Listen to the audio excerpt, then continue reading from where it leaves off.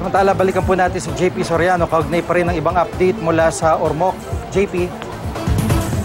At Jiggy, alam mo, may kwento pa lang aabot sa mahigit 8 aftershocks kaninang umaga hanggang ngayong hapon. Yung naranasan natin na dahilan para lalong mataas yung mga residenteng may trauma pa rin matapos ng wasaki ng lindol ang kanilang mga tahanan. At pagpunta pa lang natin doon, Jiggy, sa ilang bahagi katulad ng barangay dito sa Ormoc City, gaya ng Barangay Milagro, ay tumambad na sa atin yung matinding pinsalang dulot ng magnitude 6.5 na lindol. Pinadapa nito, Jiggy, yung maraming bahay, yung mga pader nagiba, yung ilang sahig ng bahay, mistulang hiniwa ng cutter at nasira.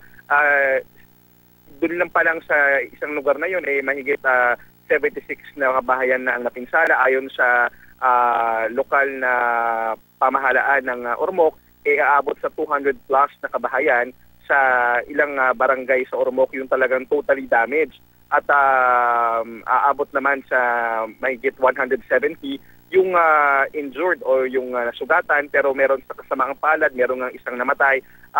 Sa ngayon, nagpapatuloy yung assessment ng lokal na opisyal o ng city council at para tignan kung ano yung mga gaano pa katindi yung extent ng damages, gaano pa katindi yung nangyayari dito. At sa ngayon, meron ding pinag-aaralan. Ngayon, sinasabi rin nila, abutin pa rin ng mga 4 to 5 days bago nga maibalik ang kuryente. At yun muna ang latest dito mula sa Ormoc. Balik muna sa JP. Maraming salamat, JP Soriano.